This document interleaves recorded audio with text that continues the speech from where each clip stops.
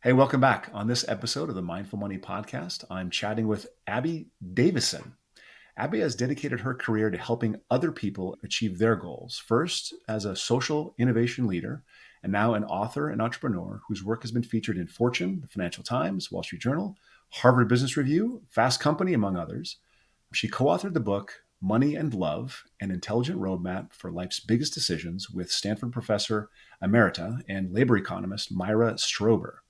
Abby went on to become founder of and CEO of the Money and Love Institute, prior to which she drove social impacts as the president of the Gap Foundation. Myra, welcome to the Mindful Money Podcast.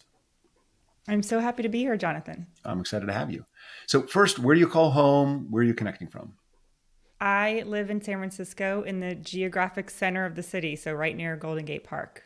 Oh, beautiful. I live in Berkeley, right across the bay. Where'd you grow up?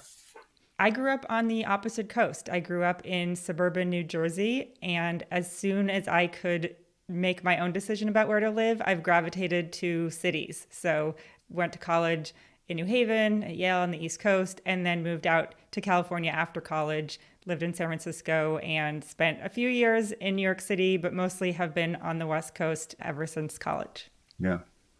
So growing up in New Jersey, take you back, growing up in New Jersey, what did you learn about money and entrepreneurship as a kid, maybe as a teen? Well, I didn't know anything about entrepreneurship. That I came to later in life. I knew that my parents had been enterprising in the sense that they left all of their extended family. They grew up in the Midwest, both of them in Milwaukee, Wisconsin. They met in high school. Their first date was the senior prom.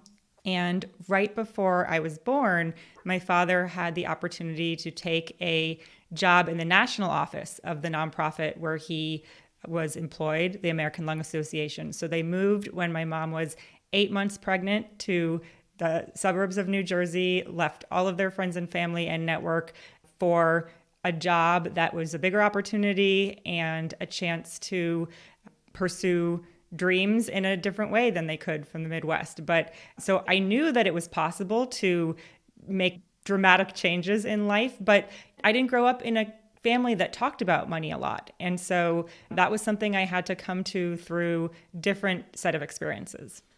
I'm curious, can you point to any experiences that inform your money story? As an example, my mom would take me into the mall in Rapid City, South Dakota, and go store to store to store comparing prices on jeans. That's something that, tough skins, I think, is the ones I ended up getting all the time because they lasted longer or what have you. So frugality came from my mom price shopping. And I'm just curious if you have any of those kind of experiences that really made money, even if it wasn't an overt, this is what you need to know about money, but something you just picked up on the way. Yeah, well, I think our moms would have gotten along because my mom was an early secondhand shopper before resale was a thing. So I wasn't allowed to get any brand name clothes, but if I could find them at a consignment store, that was the exception. And so, but what I did know is that my family spent money on experiences, so vacations. That was always a big thing. Even when my brother and I were young and we couldn't afford plane tickets, we would take road trips all over. And we spent money on books and restaurants. My mom was a children's librarian. And so books were a big thing in my family, and food and vacations. Wow.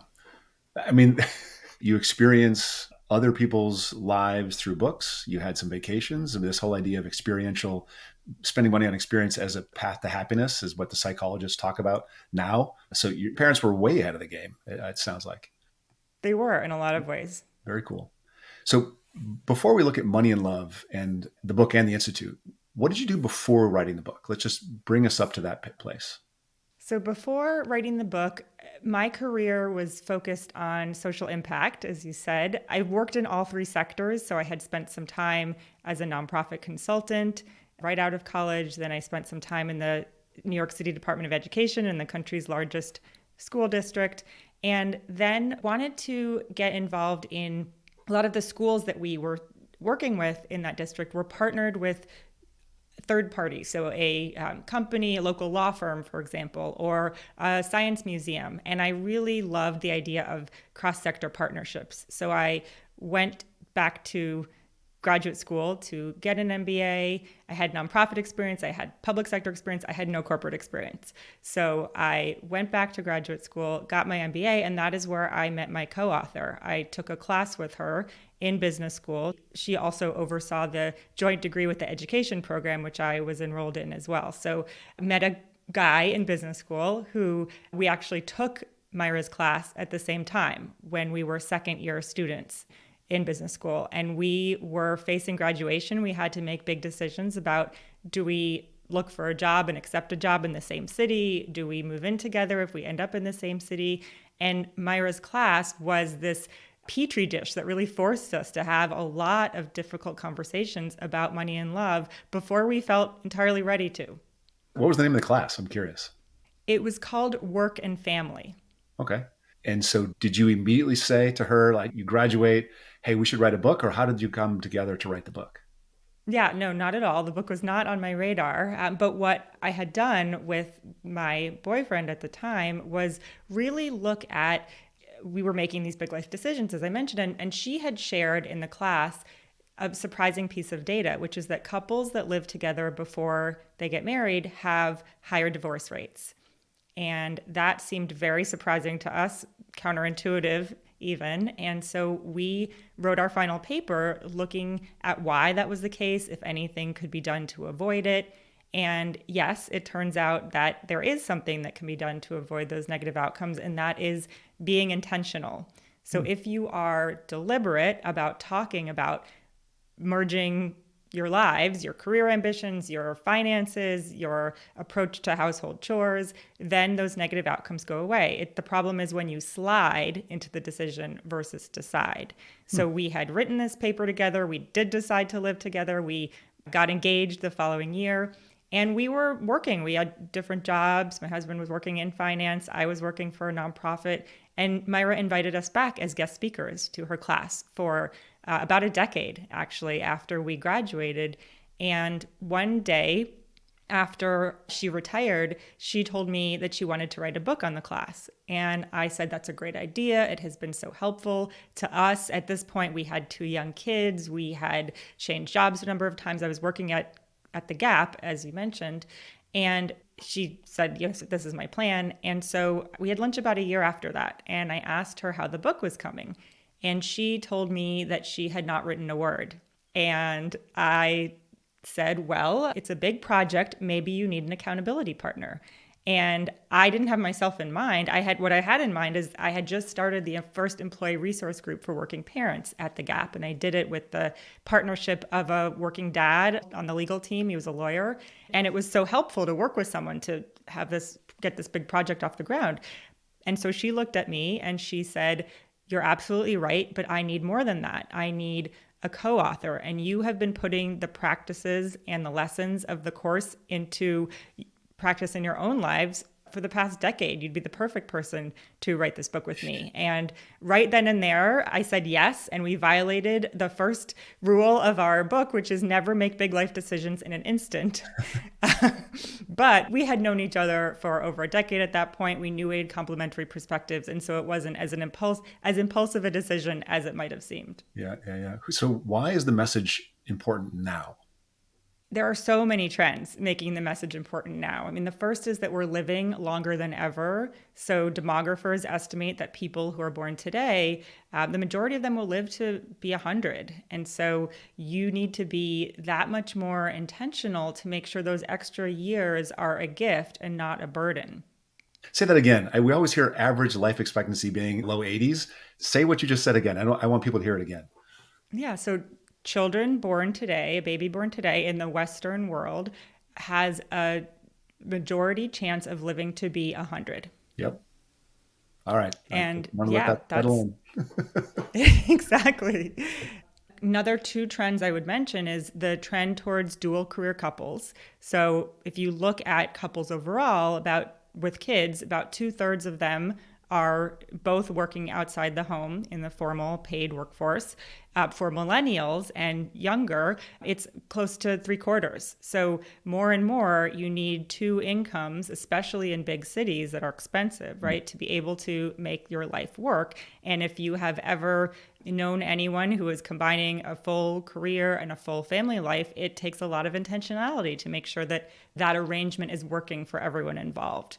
And the last trend is really the experience we've all lived through over the last 3+ years, which is COVID, right? It's that we all had our routines, our commutes disrupted. And while everyone has a different mandate in terms of where they are back in the office full time, several days a week, I think there is still a window that is open for us to re-examine how the big choices we make in our lives and how we are putting those routines and other pieces back into our lives to make sure that we are having lives that are full of purpose and meaning and not just returning to the way they were before because that was the default.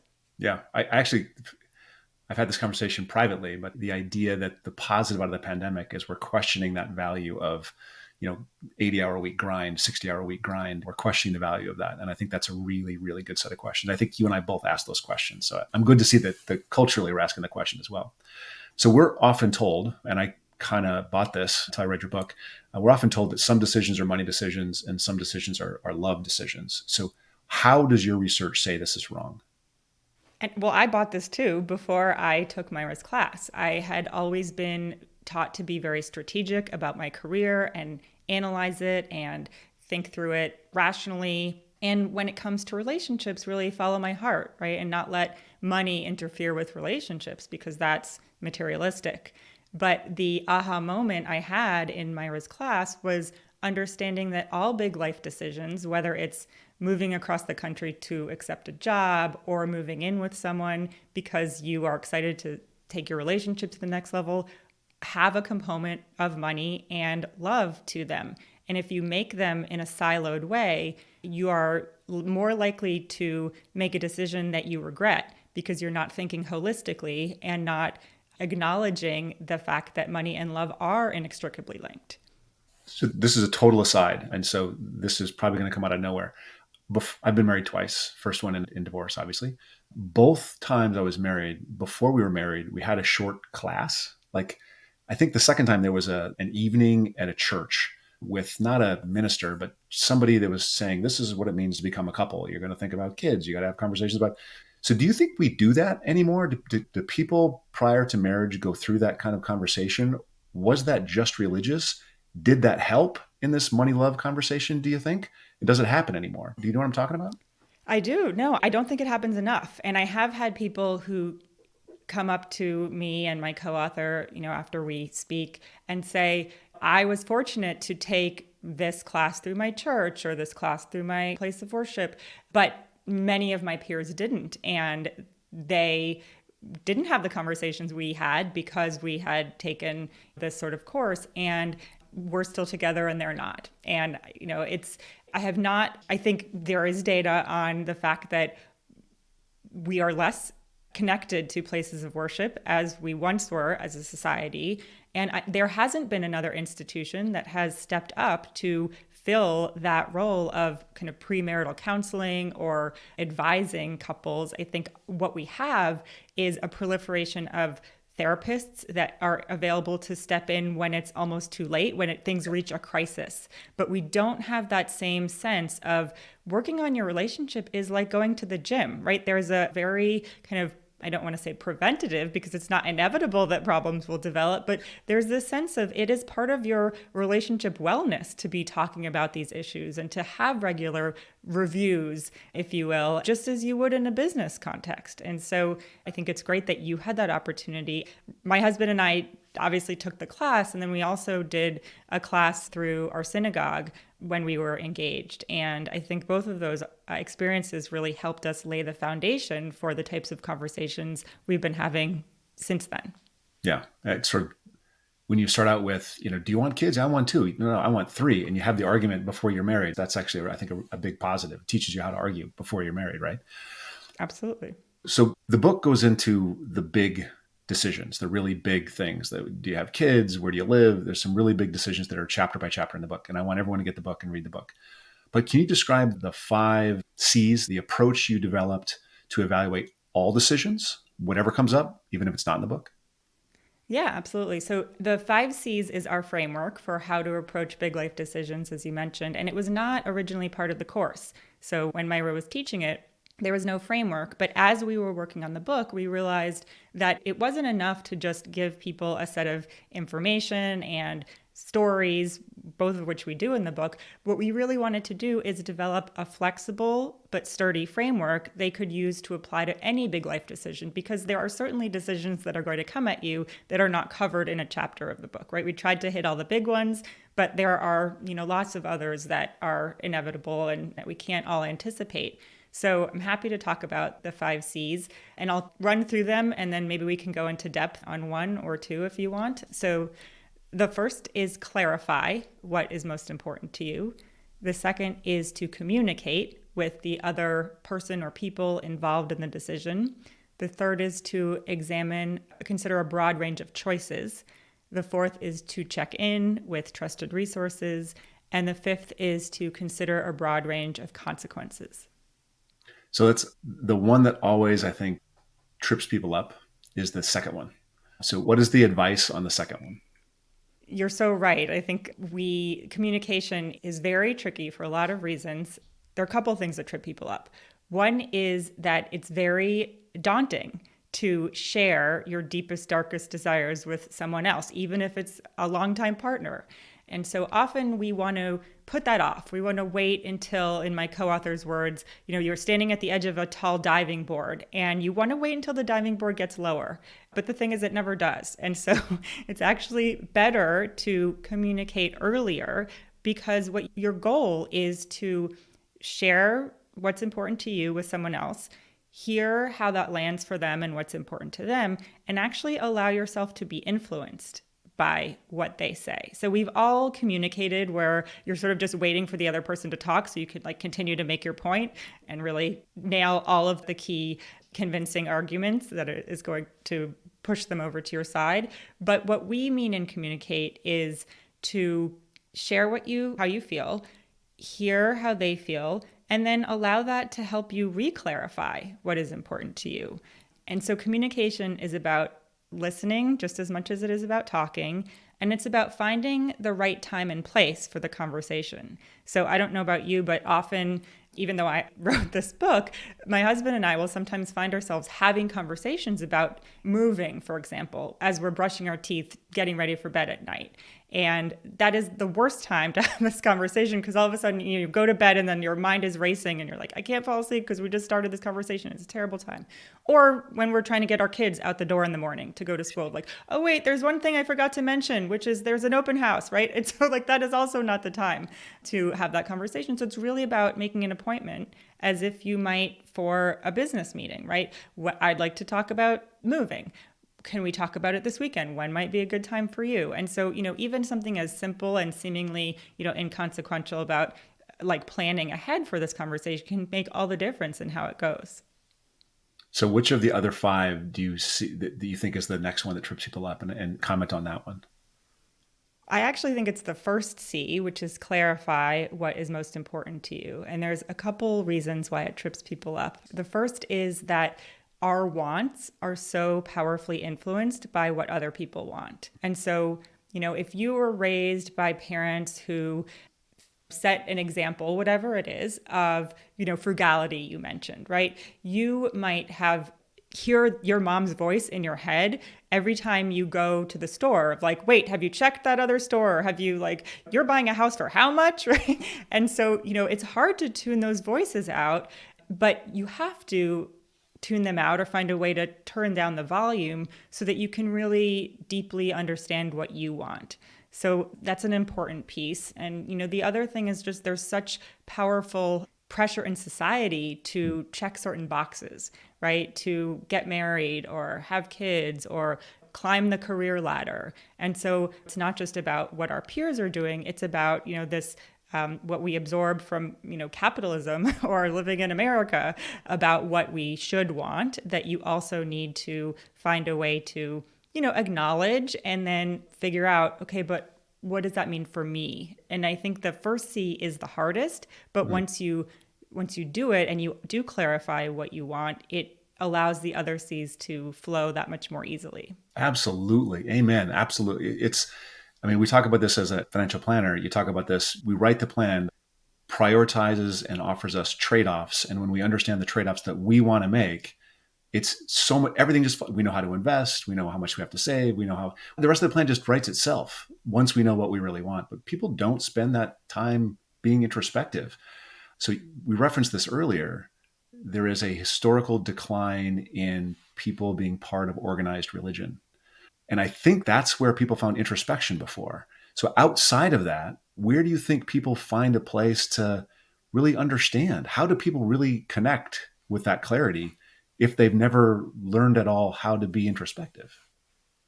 It's so challenging. And I think it's one of the reasons we have, as the Surgeon General has declared, like a crisis of loneliness. I think there is a big challenge with connection to others, connection to ourselves.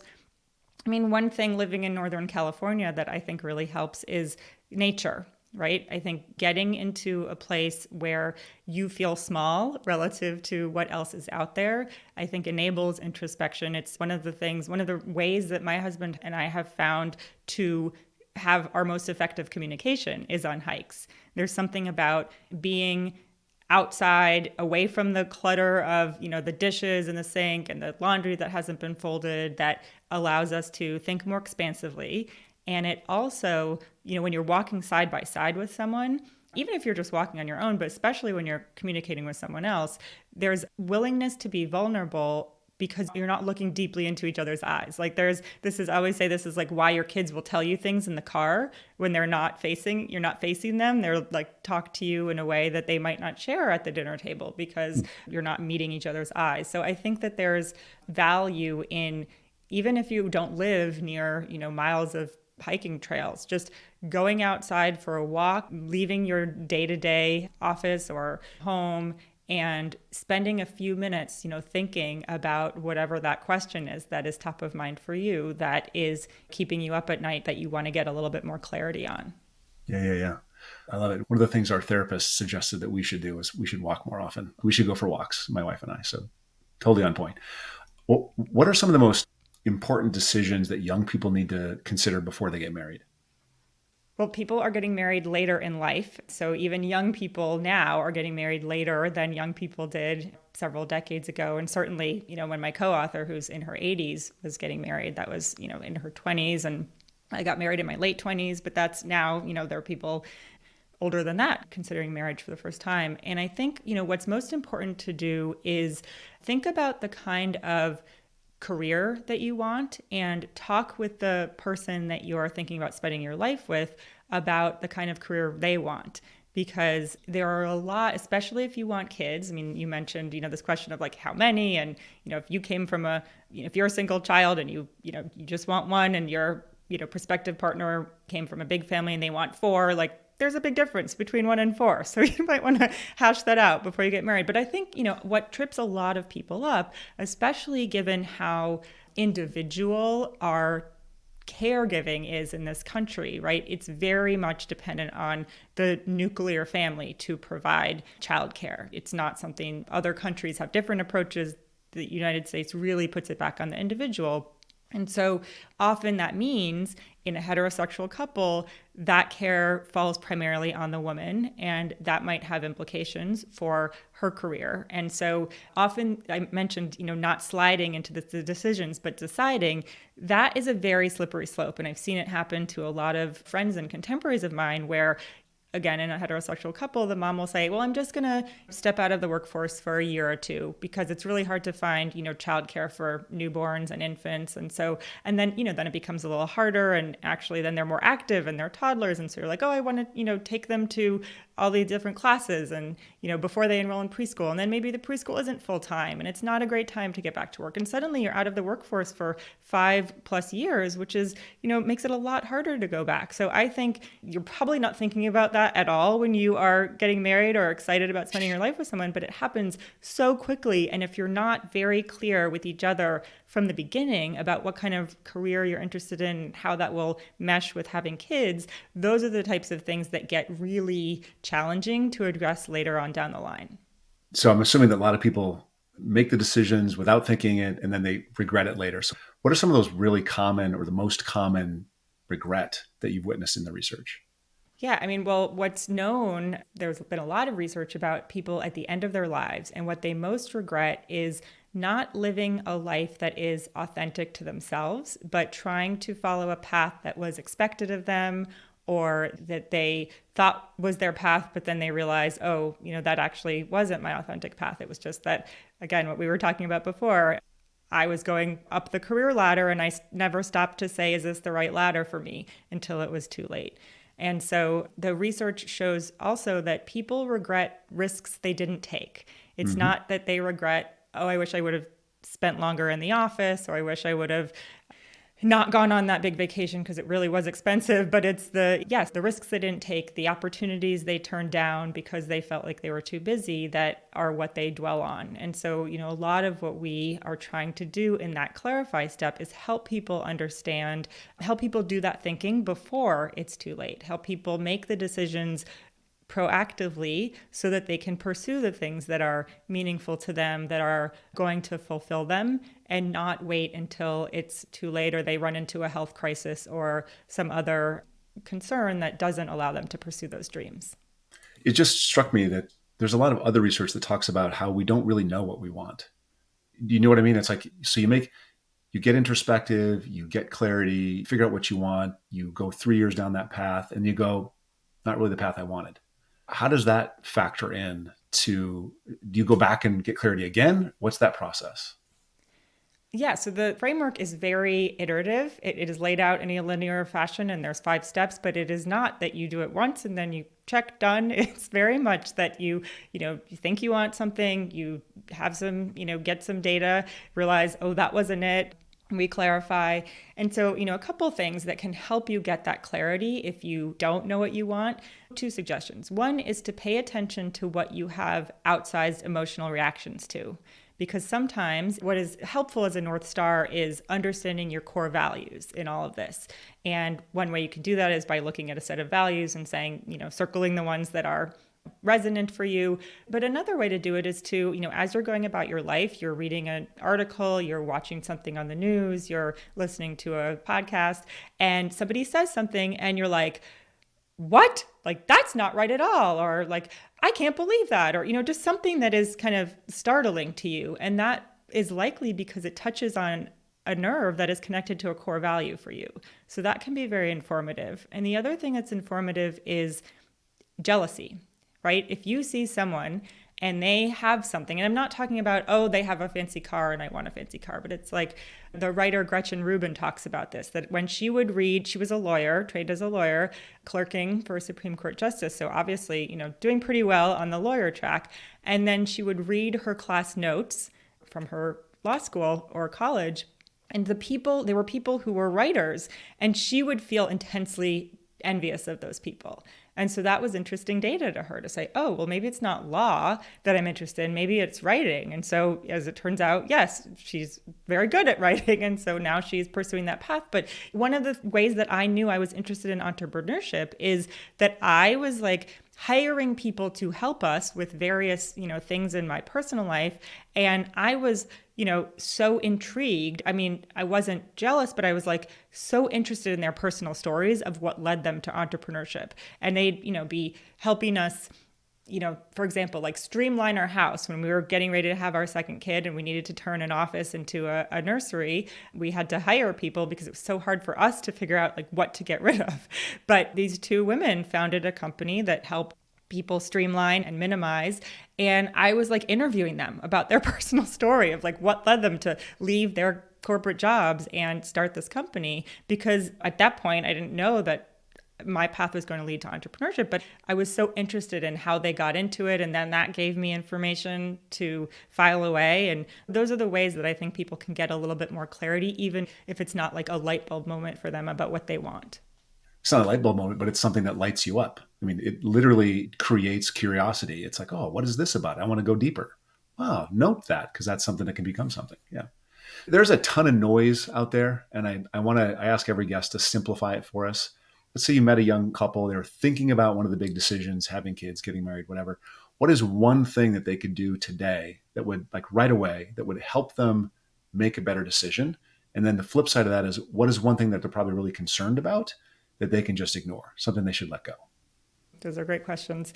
So the one thing they could do right away is literally put time on their schedule to talk about the thing that they are thinking about. So there's so much focus, if it's getting married, on the wedding itself, and not very much focus at all on what happens after the honeymoon, right? And so there's so much effort and money that goes into planning this very, very, very short window of time relative to, how long you hope the relationship is going to last. And so rather than, putting time in the calendar to focus on the wedding planning, putting time in the calendar to work through, some of those big questions. And we have some in our book. Every chapter has an exercise that people can use to apply to make this come to life for them. So I would say just schedule time on the calendar to have those conversations.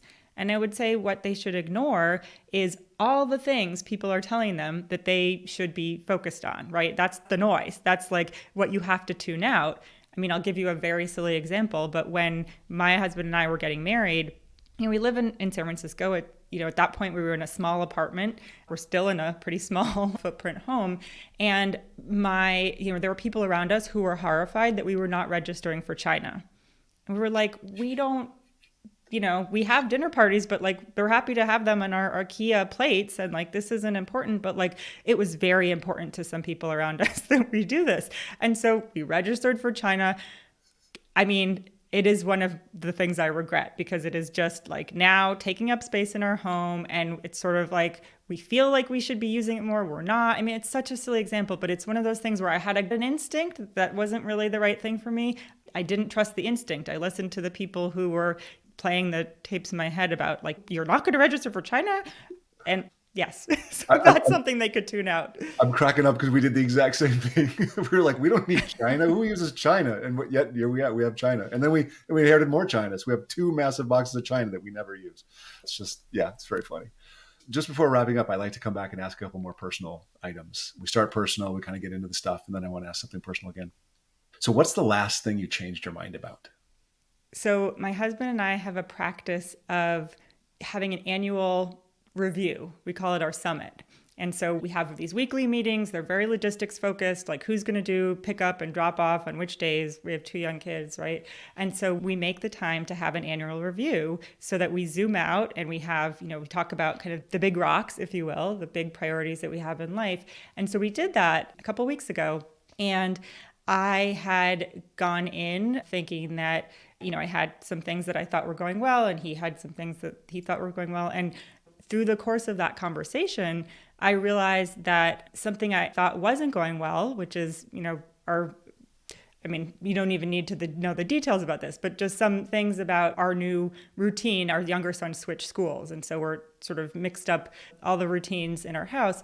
My husband actually said, well, I think that is going well, and here's why. And so in the course of talking about that, I actually, changed my perspective on something that I had been feeling, not great about. But I think what helps us is having that, again, it goes back to the time on the calendar, that you're prioritizing something where you're talking about a big picture item instead of just kind of going through every week and focusing on the logistics and I would have probably just kept feeling bad about the thing that I thought wasn't going well. So I love that we now, build that into our practice and make time for it. So I wasn't going to ask this question, but are you spontaneous? I mean, how difficult is it to be spontaneous when we have the weekly meeting, we have the annual summit, every major decision, we schedule a time, and can you do this on Saturday at 4? Yeah, I can do that Saturday at 4. They have a discussion about it, and you're all very thoughtful. And do you ever just do something? I'm just curious. Well, you'll laugh at me. I mean, we are extreme planners, right? Like just personality wise. And so it works for us. I get it that not everyone is like that. But yes, like we do spontaneous things, but you're going to laugh because I will put time on my calendar that's like blocked so that we can be spontaneous. Like I'm like, because if, especially with young kids, they have so many activities and there's the birthday parties and there's the other commitments, right? And I've learned that if we like say yes to all the things, then you never get to be spontaneous because you're just like going from one activity to the next. So sometimes I will say like, okay, what's the weekend that we don't want to have all the things filled in. And those are the weekends where somebody's like, hey, actually, last weekend it happened because everyone was traveling for Thanksgiving. We happened to be around. A friend texted me and said, hey, I have tickets to a basketball game at the Chase Center. Would you guys want to go? And it was, the University of San Francisco women's and men's teams.